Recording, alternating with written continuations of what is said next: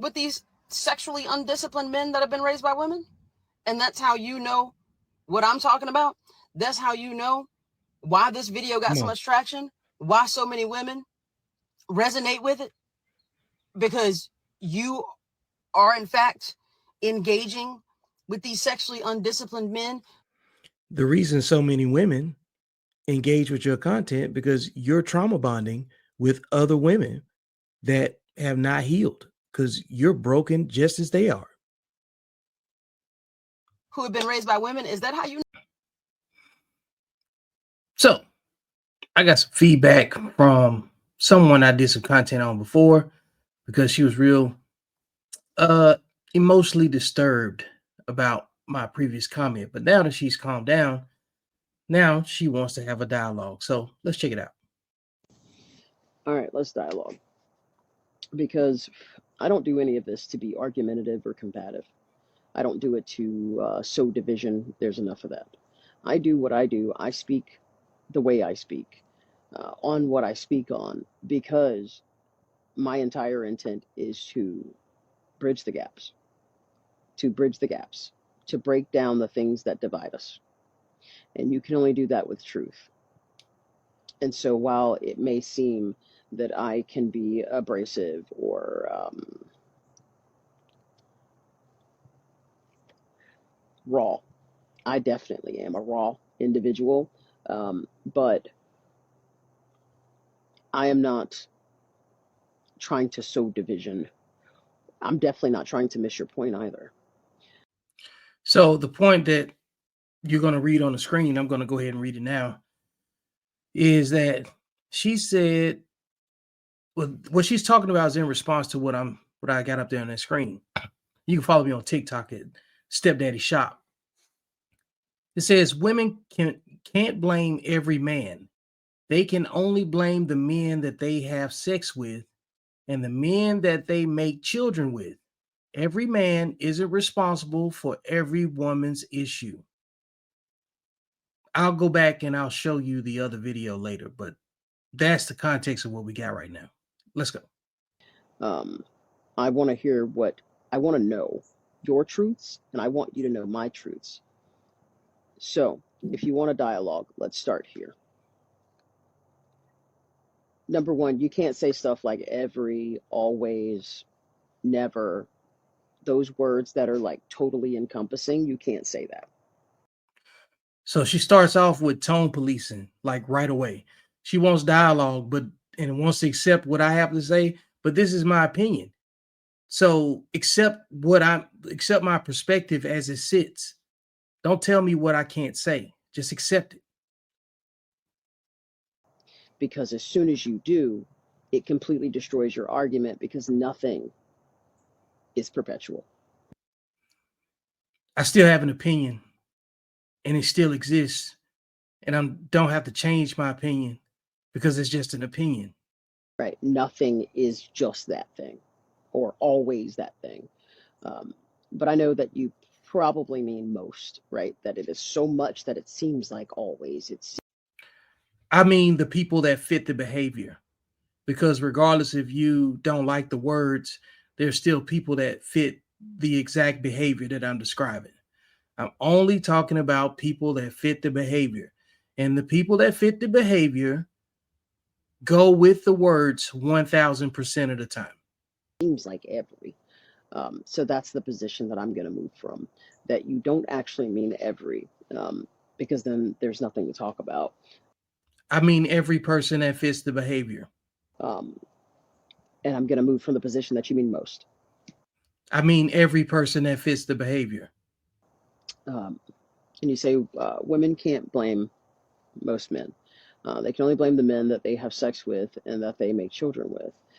Every man isn't responsible for every woman's issues. You can't blame men that don't have access to you. I believe you go on to say how you respected and enjoyed my content, but that you feel your perspective is likely more accurate. I never said I felt anything. I left it right there. I appreciated the reaction she was able to trigger, but I don't feel anything. I made a statement and an opinion, And that's it. I'm talking specifically about the people that fit the behavior. Because you've spoken with other angry women like me, and gotten them to understand your perspective. I've spoken to women that had expressions like you, and those people that fit the behavior that agreed with what I was saying after a little while of dialogue. I believe that's all what you said, and I believe that's what you meant. So, women can't blame every man. Of course not. Of course not. However, let's first talk about the fact that we live in patriarchy, right? Patriarchy, in my opinion, is probably the best way to describe the government. Socially, we live in a matriarchy because there's nothing that women can't do. And if there was a true patriarchy, women wouldn't even be allowed. This will be a crime. Interacting with a man and disagreeing with a man and having an opinion that differs from a man would be a crime, because this started off very, very chaotic. So we don't live in a patriarchy. Can we agree that we live under systems of patriarchy? Systems of patriarchy, I can agree with that for the sake of how you're saying it, but let's continue.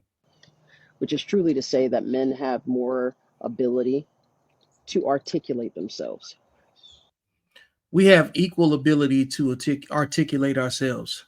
See, there's this thing called feminism. Feminism gives women the vehicle and the voice to even engage with men. And in a patriarchal system, feminism wouldn't exist. And it is by the grace of men that feminism is allowed or enabled and encouraged by men to even give women the empowerment that they deserve. That because they're contributors to society, whether we value them properly or not, that varies from man to man, woman to woman, whatever. However, feminism only exists because men make it so. Without persecution for it, right? That men have more ability to move how they wish. If we can agree on that, then that denotes that there's a power dynamic. I think men and women have equal freedoms in different lanes for different endeavors. There's things that women can move a lot more unrestricted on and than the men, and vice versa. If really there's nothing that women do that men can't change their gender identity to participate in at this point. And there are things that women could change their gender identity to try to participate in, but due to maybe some physical, some spaces that require you to show physical merit, you probably just won't earn your position amongst those men to do those things, such as, things that are laboriously intensive that require you to meet a certain physical metric of evaluation, maybe running with some heavy weight or carrying things of a certain distance. But by and large, everybody has an opportunity to do whatever they want, up until recent history in the Trump administration, where they have restricted women's sports or restricted men from participating in women's sports, even if they choose to identify as women. And as soon as there's a power dynamic, equality goes out the window. Any power dynamic, because. And as far as power dynamics are concerned, women have a greater power dynamic of leverage in the family court system. And as far as when it comes down to crimes that can yield a result of a man being prosecuted for sex crimes, false allegations with little to no evidence, and no retribution or accountability on the woman's end if she's found to be lying, i.e. the Diddy trial. You could name some people that's been caught up in false allegations. That when we think about false allegations in this nugget of information that I'm giving, think about who do you see being released from jail or prison or confinement for false allegations of SA, RAPE, after losing 40 to 50 years of their life on a false allegation. And it's think about the demographic of men. I'm pretty sure it's black men. If it was equal, we would just call it equal equality. There would be no power dynamic, right? So as soon as a power dynamic is introduced, equality goes out the window, which is to truly say that whoever is in the top, whoever has the most power in that dynamic, actually has more responsibility, because freedom comes with more responsibility. If you wanted true total freedom, that means you would have to feed yourself, you would have to house yourself, you would have to do all the things for yourself, because freedom is proportionate to the amount of responsibility you take. In that regard, get rid of all women's shelters and also get rid of foster care and any institution that is constructed to take care of women. And then we'll see what type of decisions get made. The government isn't responsible for housing people until we make it so with the type of politics that we have. And if the power dynamic exists, which it does, socially, women have more power in terms of social influence than men. Men control society, women influence it. Women have reprogrammed society to benefit women the most. The same goes for power. When you have power, you end up with more responsibility. And so under patriarchy, men have more power. And so men naturally have more responsibility, because men have the ability to touch more things, right? You have the ability to express and articulate yourself in more ways. You can reach further, really. So naturally, there is no equality. I think voting has a lot to say about that, because previous presidential administrations empowered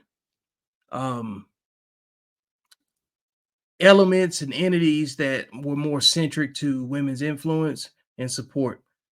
Up until recently, with the Trump administration, we've had far more gynocentric society principles and practices, because I would even say that the LGBT community is empowered by women, because heterosexual men they're not supporting that en masse. So that community doesn't exist without the support of women. Which is truly to say, once you have that power dynamic, there is someone at the top, and then there are things beneath that. And those things trickle down. Gravity brings those things down, right? So with men being at the top of this power dynamic,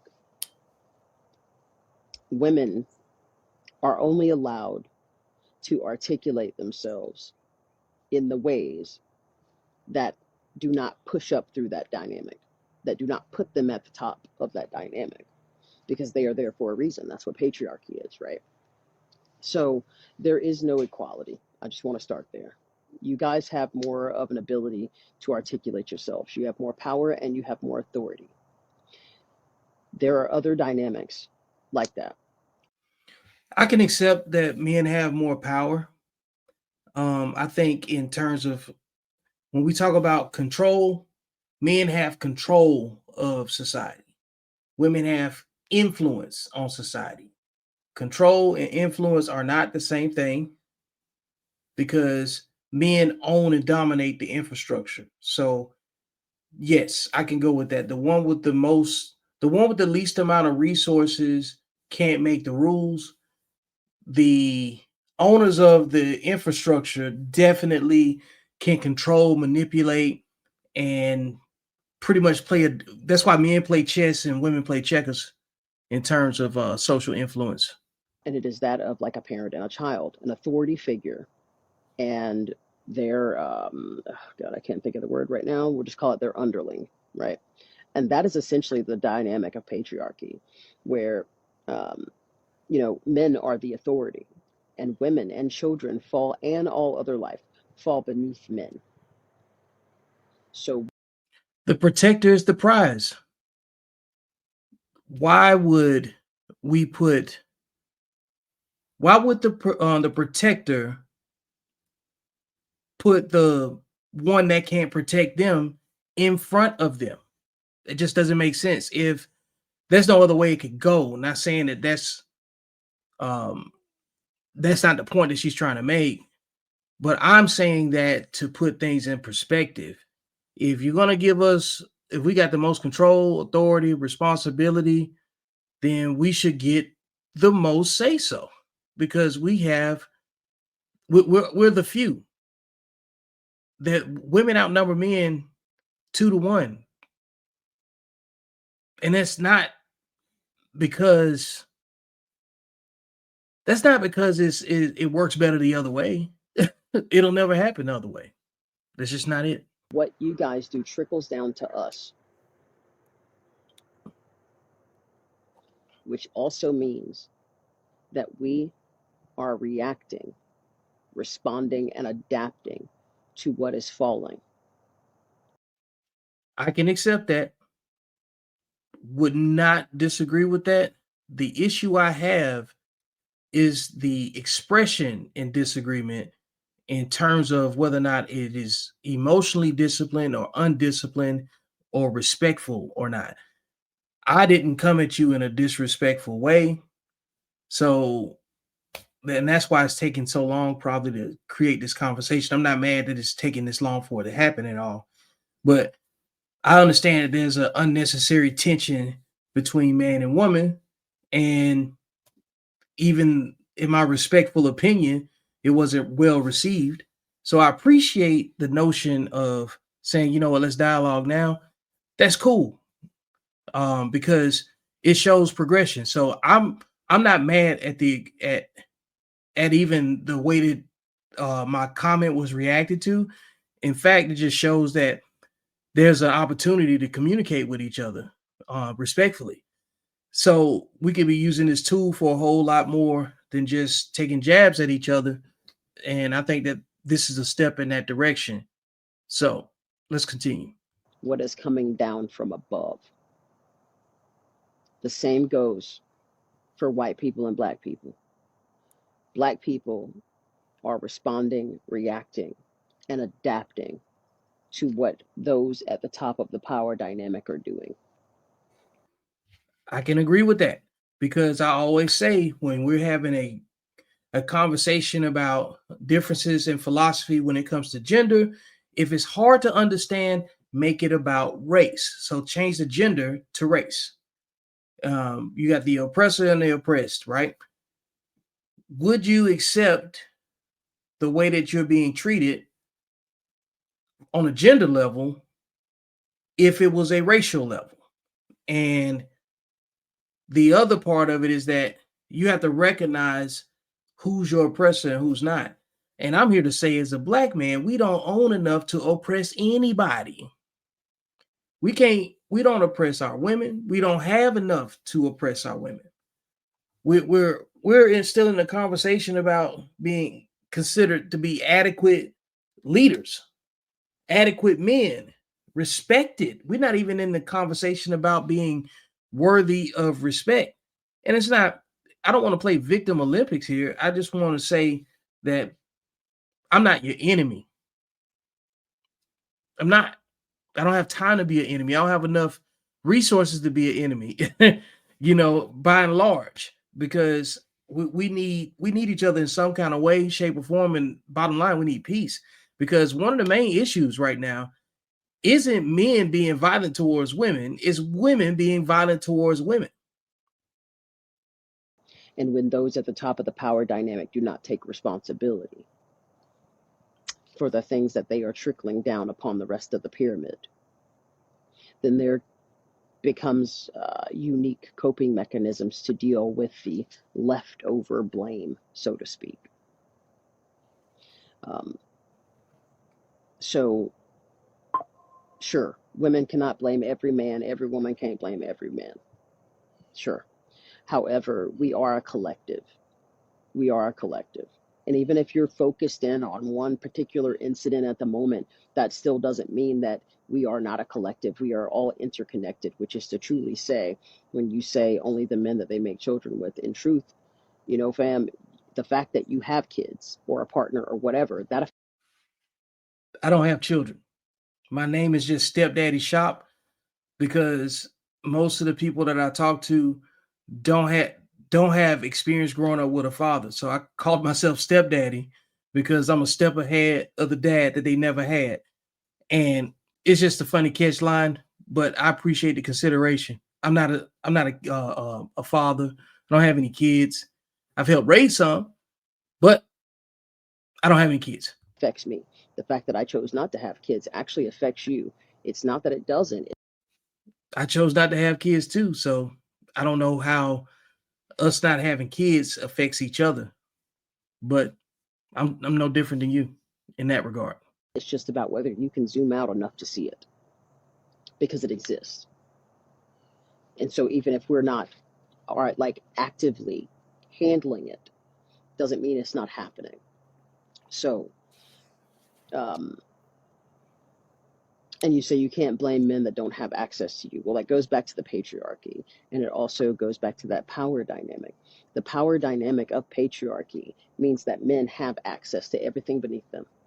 Now, whether they are accessing, actively, presently accessing the things beneath them in the pyramid is not the same as them having access. Um, maybe I can get more clarity on that part, but I will say that if I don't own anything, I don't own any infrastructure that impacts women's social standing. I'm not connecting how my life as a black man impacts anyone, a black man with no children. I'm not understanding how my life, aside from being married to my wife, how my marriage or how as a black man being married impacts. I don't know where my impact is in your life as a man, trying to figure things out for myself. Just because I am not swiping my card and going in this room at the moment does not mean I can't. And that's part of the problem with patriarchy, and that's part of the reason that men don't handle getting denied access very well, because they know that they are supposed to have access based on this power dynamic. Um, I don't understand what access um being denied is. I would say, generally speaking, most people that talk about patriarchy for the most part, they're usually speaking from a place of privilege because there's nothing that can be done to ever simulate how much more protection they have in the society that they complain so much about. Because in a real patriarchy, I say again, women's opinions will never be public. And I've lived in multiple countries, and I've seen where countries function without women having verbal opinions or altercations with men at all, because there's laws against this stuff. But in America, which is the freest place in the world, gives the most opportunity for freedom of expression, but not freedom from consequence of people's opinions, because we do have a constitution that says, hey, we're gonna handle you. That is the best room that any woman could ever have. Most people are trying to pour into this country in a patriarchal system that women complain about, because they're actually leaving places that are actually ran by a patriarchy that will punish them for having an opinion. So, yes, as a lesbian, I can tell you that the men I don't have sex with negatively affect me. The fact that you have children or any man has children and walks off from his children affects me. I don't have any kids. I keep saying that. I know you didn't know that before, but I'm clarifying it now and putting it on record.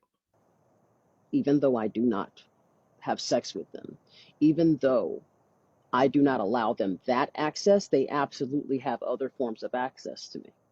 I cannot cut off access because I am not at the top of that power dynamic and I do not have equality. I guess I need to see more of an example of how would men impact you. Um, I know you were elaborate. I believe you have something to add to what you just said. I guess it would take a bigger conversation and we can discuss that if you'd like.